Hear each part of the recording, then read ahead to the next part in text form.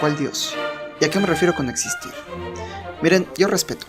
No vengo aquí a meterme con las creencias de nadie, pero antes de que me digan que abra la Biblia, bueno, abrámosla. Porque ahí claramente dice que Cristo no era una figura religiosa, sino un rebelde. Un hombre libre que un día se fue al desierto a encontrar su lugar en el universo y regresó para destruir su propia religión y morir por sus ideas. ¿Tienes un minuto para hablar de Cristo?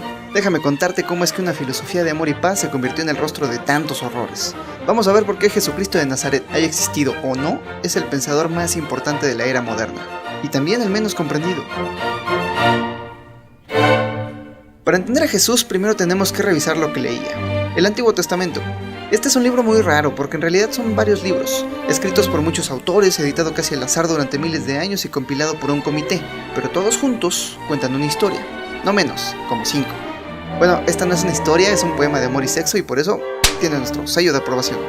La primera historia es el Torá, la historia de cómo Dios hace a la humanidad, elige un pueblo y le da sus mandamientos. Pero a ver, ¿quién es este Dios del que tanto hablan? ¿Era el señor de barbas que sale en Los Simpsons?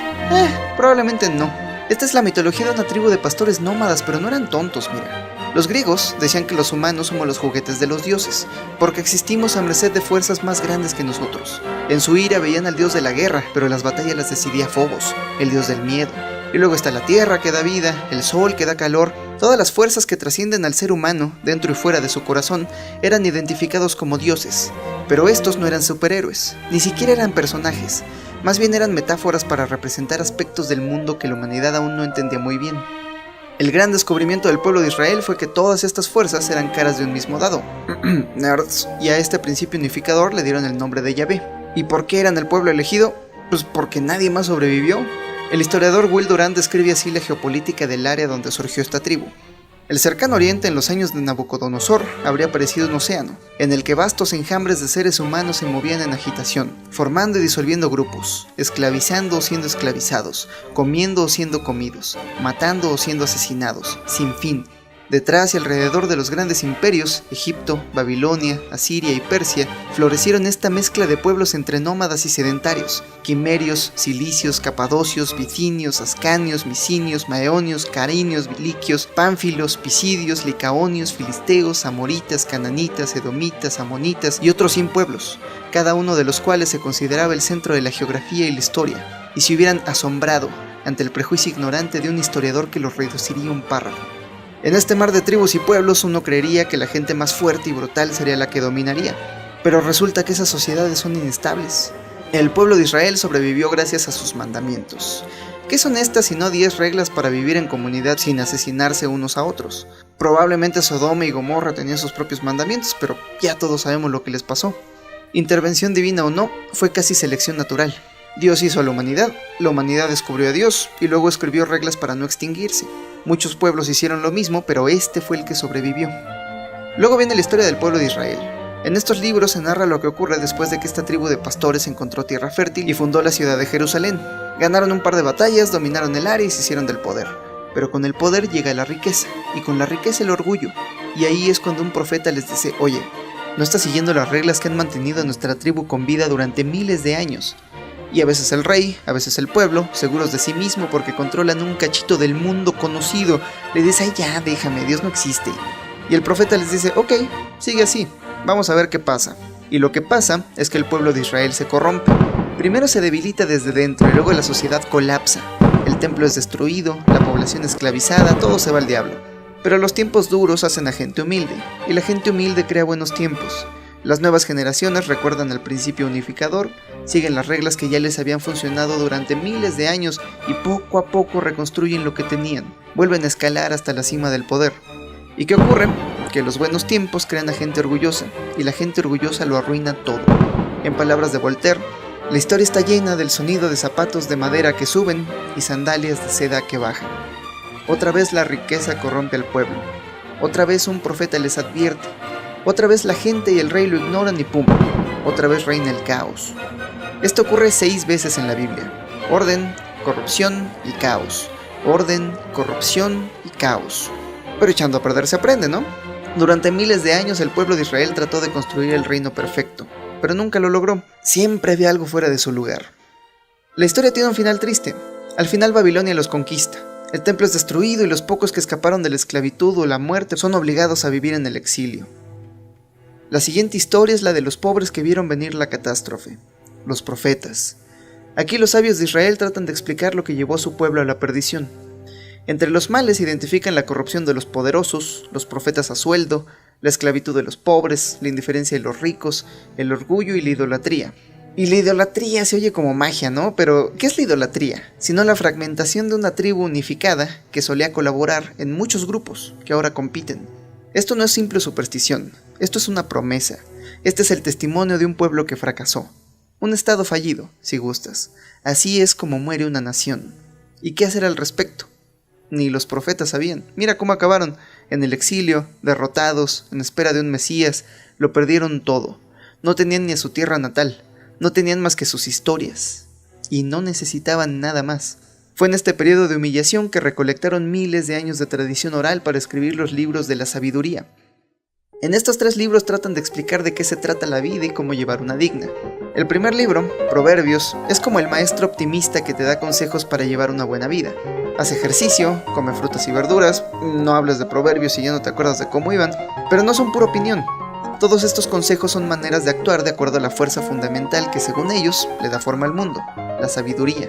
Esta es la fuerza que recompensa al justo y castiga al pecador, y la mejor manera de seguirla es tenerle miedo al Señor, no el otro, ese. O bueno, eso decían los judíos. Pero no eran tan ingenuos, porque luego viene Eclesiastes. Este libro es como un viejo cínico que le responde a Proverbios que la vida no es tan simple. Muchos pecadores se salen con la suya y la tragedia cae sobre el justo todos los días.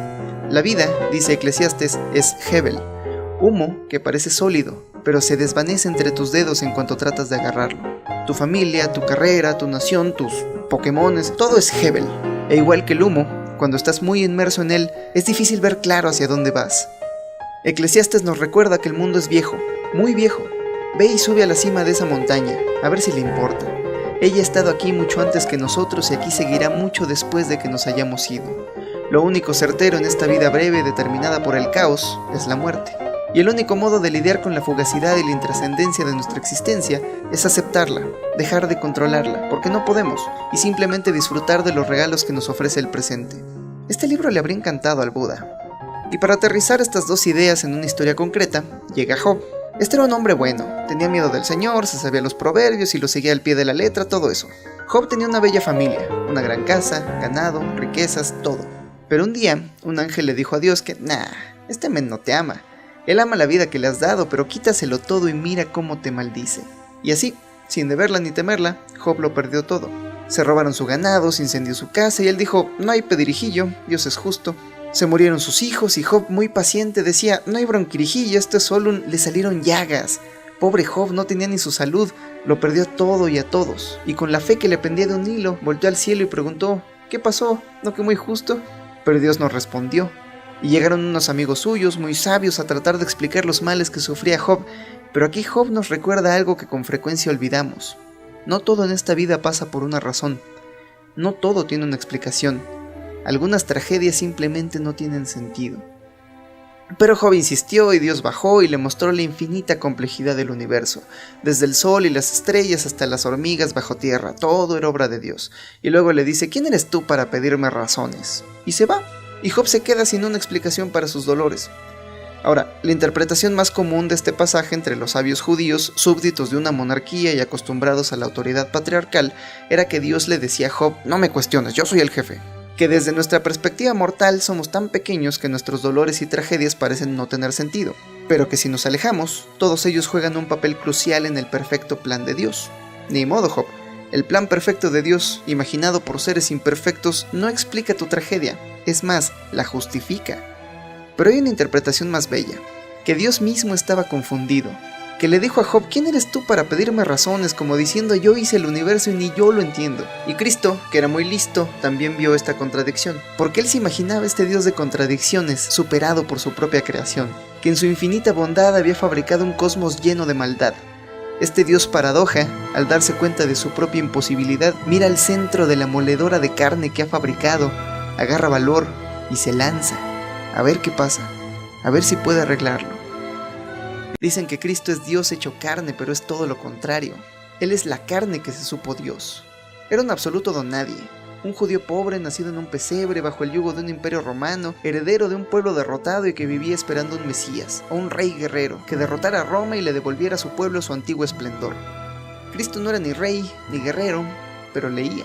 Y leyendo, se enteró de todo lo que sus antepasados ya sabían, y luego se fue al desierto a averiguar que se equivocaban.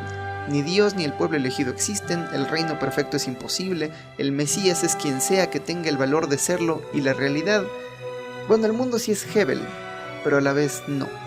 Y eso era bien punk. Luego de resistir las tentaciones del cuerpo, descubrió en la agonía del desierto una solución para ese miedo primordial con el que nacemos todos los seres humanos, el miedo a la muerte. Como escribe Ernest Becker, ese es el terror, haber nacido por nada, tener un nombre, conciencia de uno mismo, profundos sentimientos internos, una excruciante necesidad de vivir y expresarse, y con todo esto morir. Parece una estafa. ¿Qué clase de deidad haría tan compleja y deliciosa comida para gusanos? Pero ¿qué tal que estos gusanos fertilizan la tierra donde nacen las plantas que se comen los animales que después cazamos? Y en este ciclo de vida y muerte nada se pierde. ¿Cómo descubrió Cristo que era hijo de Dios? Probablemente tuvo un momento de iluminación, un instante de conciencia cósmica. En el hinduismo le llaman nirvana, en el budismo zen le llaman satori. Sigmund Freud le llamaba sentimiento oceánico, y es el estado de conciencia de un niño antes de desarrollar el yo. Es lo que ocurre cuando se disuelven las barreras entre tu ego y el mundo a tu alrededor. Cuando descubres al universo como un proceso orgánico, interdependiente, del que no estás separado, tú eres parte de ese proceso. El razonamiento de Cristo era muy simple. Si este principio unificador está en todas partes, entonces también está en mí. Pero si está en mí, no me hizo, soy. Pero si yo soy, entonces también tú. Y si tú también eres, y si todos somos, entonces yo soy tú, pero en esta vida, y tú eres yo, pero en aquella. Sin importar quién seas, el prójimo, que le llaman. Y mira, Cristo no sabía que hace 14.000 millones de años, antes del tiempo, antes del espacio, tu materia y la suya y la mía estaban condensadas dentro de un puntito infinitamente pequeño, que se expandió y creó el hidrógeno de las estrellas en cuyos vientres se cocinaron los elementos que nos darían vida. Él no vio cosmos, pero viendo dentro de sí mismo, adivinó que era el Hijo de Dios. Y ojalá hubiera leído más teología para darle un título menos pomposo. Hijo de Dios, viejo payaso. Se hubiera enterado de que en los Upanishads, miles de años atrás, el hinduismo ya había escrito que todos somos hijos de Dios, pero no usan la palabra Dios, usan Brahma, que no es un creador y un patriarca, es el alma universal, el actor cósmico, que actúa cada papel en el universo y te interpreta a ti y juega a ser yo, y al hacerse pasar por todos, todos compartimos un alma. Muy bonito. O se habría enterado del Tao, que es la sustancia eterna del universo, sin rostro, sin autoridad, pero que fluye en nuestro interior, y aún sin actuar, a través de él, todo se hace. O se habría enterado del Sunyata, que según el budismo mahayana es la nada, la absoluta nada de la que todo emerge, y que crea estructuras tan complicadas que en sus puntitos más diminutos creen tener conciencia, pero al final no hay un algo que posea una esencia individual, todo viene de la nada. Bueno, si hubiera esperado 2000 años para enterarse de que fuera del planeta, lo que percibimos como espacio vacío es en realidad campos de fluctuación cuántica en perfecto equilibrio, pero que al ser excitados, crean 17 partículas elementales que componen toda la realidad que podemos percibir, el modelo estándar, que le llaman. Pero Jesús solo tenía a la mano la teología judía, y la única metáfora con la que pudo expresar su descubrimiento fue el Hijo de Dios. Pero no solo él era el Hijo de Dios, todos lo somos. Y yo sé, suena como magia hippie, pero creo que podemos concederle un punto a Cristo. Que si yo tuviera tu vida, tus padres, tu educación, tus memorias y cada una de tus experiencias, yo sería idéntico a ti, quizá más bajito. Y si tú hubieras tenido mi vida, me temo que serías tú el que cree en estas ideas.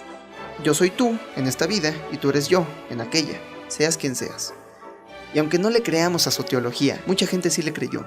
Y eso tuvo consecuencias políticas muy graves, porque mira, este señor también decía ser hijo de Dios, pero él solito, porque él no era un judío pobre de Belén, él era César Augusto, emperador de Roma. Un día le llevaron a Cristo una moneda con su cara y le hicieron una pregunta: ¿debería pagar mis impuestos? Esta era una trampa, porque si Cristo decía que sí, admitía que el César era el verdadero hijo de Dios, y si decía que no, admitía ser un rebelde, y lo podían ejecutar por traición al imperio. Jesús, que era muy listo, solo le dijo al César lo que es del César. Si tú crees en el César, que le da valor a esa moneda, ese es tu Dios, págale. Pero si tú crees en el Dios, en el Tao, en lo que sea, el cosmos no te pide dinero, solo dale lo que él te dio, que es todo tu ser. Y con estas ideas hippies, Cristo subió un monte donde dio a conocer la regla de oro: trata a los demás como te gustaría ser tratado. Y además le agregó otra regla al manual de usuario de su tribu: un mandamiento nuevo les doy, que se amen los unos a los otros como yo los he amado. A menos que seas joto. Que no, a todos. Ama a tu prójimo como a ti mismo, especialmente a tu enemigo. ¿Por qué amar a nuestro enemigo? ¿Por qué no mejor patearlos en la cara? Pues porque miles de años de historia nos demuestran que el mundo ya está lleno de odio. El mal no necesita nuestra ayuda. De por sí la vida ya es difícil, pero no importa lo terrible que sea una situación, siempre hay algo que podemos hacer para empeorarla. Si queremos mejorarla, el único camino es la compasión. Mi enemigo no es un monstruo, ahí donde lo ves es solo un ser humano. Si yo tuviera su vida, quizás sería peor. Si él tuviera la mía, quizá le iría mejor. El odio no va a corregirlo, solo lo hará responderme con más odio. ¿Qué tal si él fuera yo? ¿Qué tal si funcionáramos igual? Porque cuando miro dentro de mí me doy cuenta de que mi maldad es solo testimonio de mi miedo, de mi vulnerabilidad, de lo profundamente humano que soy. Y como humano, estoy lleno de defectos. Pero como dijo Aristóteles, la virtud es el punto medio entre dos vicios, entre el exceso y la carencia.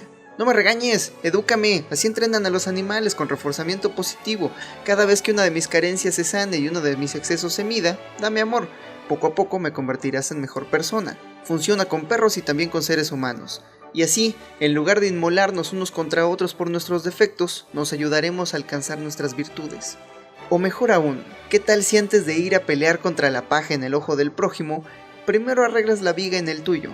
Todos tenemos la fuerza para enfrentar los problemas ajenos, ¿sí o no? Pues ten valor y arregla primero los tuyos. O como dijo Gandhi, no el otro. Sé el cambio que quieras ver en el mundo.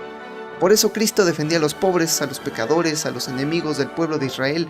En cada ciudad a la que iba organizaba banquetes, armaba comunas, grupos de gente que vivía en comunidad y tenía la intención de esparcir el mensaje de amor incondicional al prójimo por todo el mundo.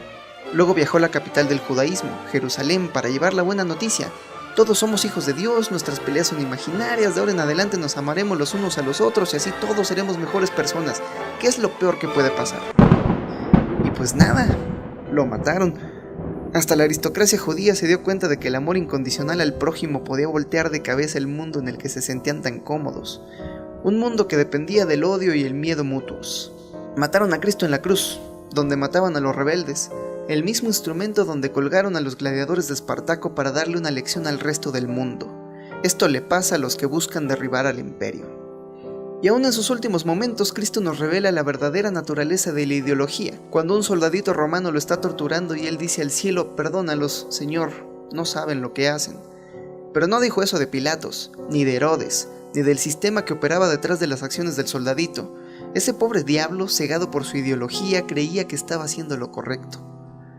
Y entonces ocurre algo inaudito, algo que no vas a ver en ninguna otra religión. Antes de morir, Cristo exclama, Padre, ¿por qué me has abandonado? Con su último aliento, Dios se vuelve ateo. Se te adelantaron, Nietzsche. Tu generación no mató a Dios, porque Yahvé, el Dios de los judíos, ese que tenía un plan perfecto y le daba sentido a nuestros dolores, murió en la cruz. Desde entonces estamos solos, desde que Cristo descubrió que no hay un más allá, no hay un plan perfecto. El mundo es lo que hacemos de él, porque tú eres yo y yo soy tú, y no hay nadie más para salvarnos. Ya no basta con confiar en Dios. Si quiere existir, Dios tiene que confiar en nosotros. O como dijo el predicador y teólogo alemán Thomas Müntzer, el cielo no es de otro mundo, está en esta tierra, y la tarea de los creyentes consiste en establecer aquí, en esta tierra, el reino de Dios. Y esta idea se hizo clara 3 días más tarde. Mientras algunos seguidores de Cristo escapaban de Jerusalén, se encontraron a Jesús, pero no lo reconocieron. ¿Cómo de que no? Si habían vivido tantas aventuras juntos. Pero más tarde, mientras partía el pan, en ese acto de comunión fraternal, vieron la acción del Espíritu Santo. El cristianismo primitivo es de una teología bellísima. Primero está el Padre, el principio unificador, el Tao si quieres. Luego está el Hijo, que representa al individuo. Y luego está el Espíritu Santo, que vive a través de la comunidad, en el amor incondicional hacia el prójimo. Y ese es el Dios del cristianismo original, la Trinidad. No hay uno sin el otro, es uno para todos y todos para uno. Muy bonito, pero ¿y la Inquisición? ¿Cómo es que esta teología de la liberación se convirtió en el pretexto de tantas guerras y torturas y masacres y motivó a millones de norteamericanos a votar por Donald Trump? Pues pasó lo mismo que siempre ocurre, política. 2000 años de teléfono descompuesto nos dieron la cristiandad. Y como dijo Søren Kierkegaard, es muy difícil ser cristiano. Nuestro sistema es una cristiandad, y la cristiandad es la contradicción del cristianismo. 66 años después de la muerte de Cristo, los judíos se cansaron de esperar al Mesías y empezaron una revolución, que acabó muy mal para ellos. Jerusalén fue saqueada, el templo destruido, y a los judíos los obligaron a escapar, a vivir en diáspora. Otra vez lo habían perdido todo, pero ahora tenían una nueva historia. Esto obligó a los seguidores de Cristo a tomar una decisión. ¿Seguirían siendo judíos o serían algo más? El cristianismo tenía dos grandes ventajas sobre el judaísmo. Una era que estaba abierta a todo el mundo. Esto significa que... Así es, señoras y señores, estamos hablando de circuncisión. La segunda era que el apóstol Pablo era ciudadano de Roma, lo que le permitió predicar por todo el mundo conocido, excepto el imperio sasánida. Y cuando hablaba del fin de los tiempos y el reino de Dios en la tierra, lo hacía en un imperio romano que ya estaba en camino de desmoronarse, donde las condiciones de vida empeoraban tan rápidamente que sí parecía el fin de los tiempos.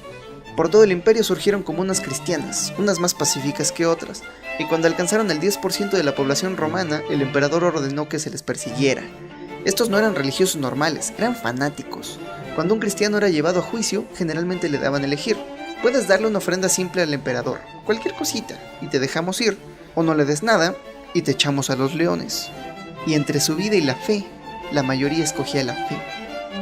Pero vino una guerra civil, una de tantas. En el año 312, en la batalla decisiva, el general Constantino tuvo una visión. Si pintaba las primeras letras del nombre de Cristo en los escudos de sus soldados, dominaría el campo de batalla. Probablemente solo recibió el apoyo de una gran facción cristiana. El punto es que Constantino ganó la batalla, se volvió emperador y los cristianos obtuvieron libertad religiosa en el imperio. La antigua ciudad de Bizancio se transformó en Constantinopla, la primera ciudad cristiana del imperio romano. El emperador se convirtió en la nueva religión y de pronto el 40% del imperio se había transformado al cristianismo. Pero antes de hacerlo oficial había que hacerle unos cambios.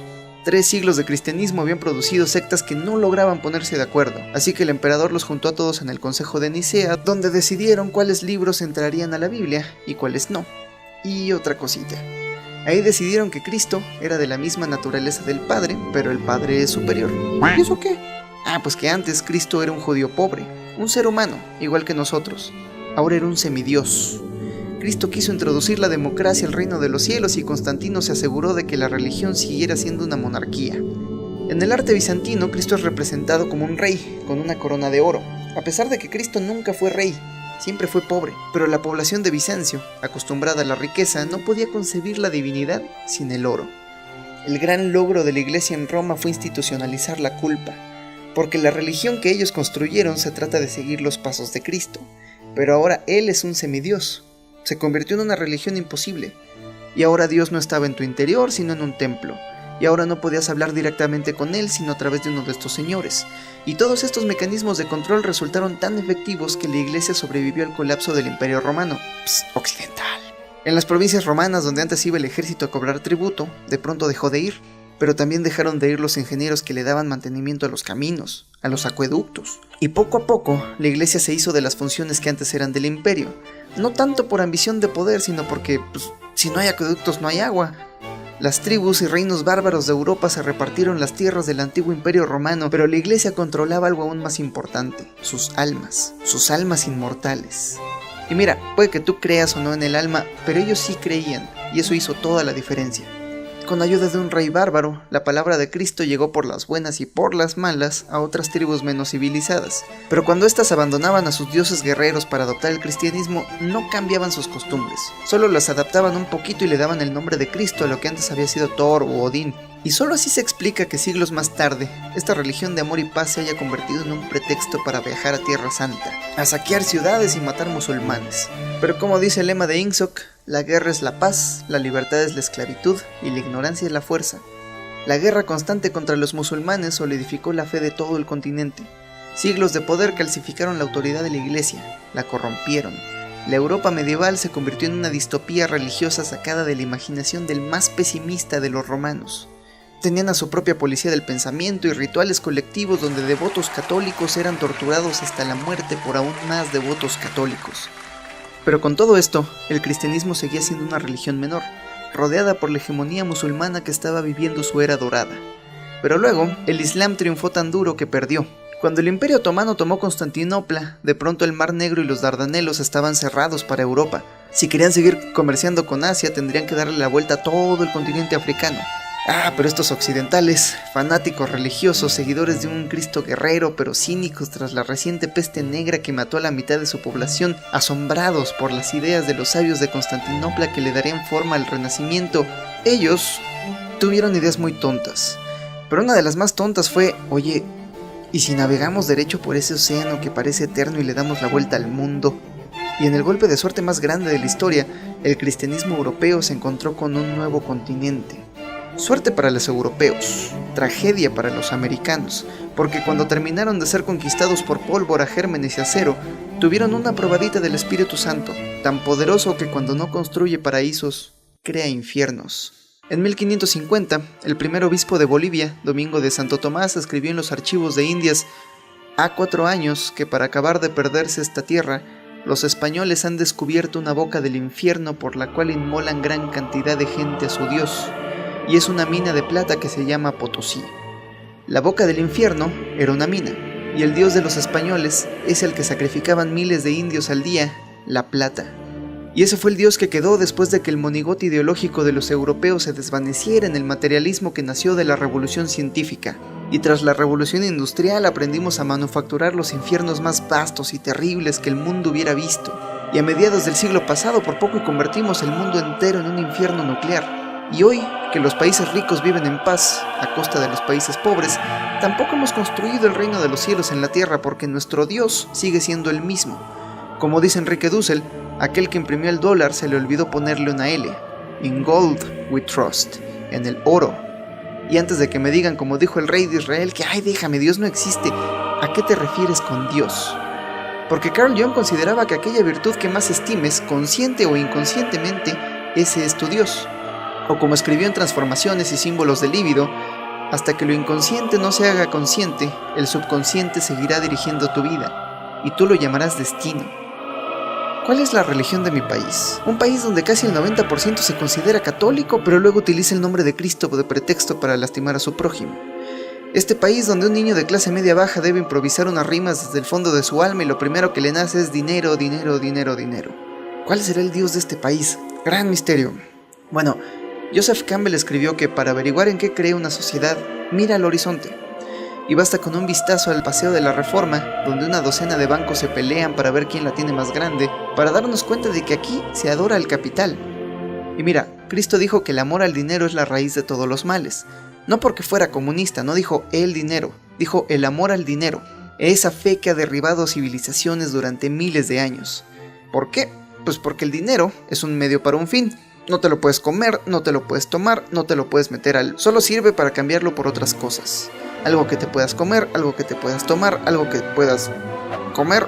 Ese debería ser tu fin, lo que obtienes con ese dinero. Pero cuando el dinero se vuelve un fin en sí mismo, volteas de cabeza todo tu sistema de valores. Ahora todo se vuelve un medio, incluso la gente. Cuando la economía sirve a la gente, hay prosperidad. Cuando la gente sirve a la economía, hay esclavos. Pero aunque no lo creas, hasta los banqueros, los sumos pontífices de esta religión de muerte, son seres humanos.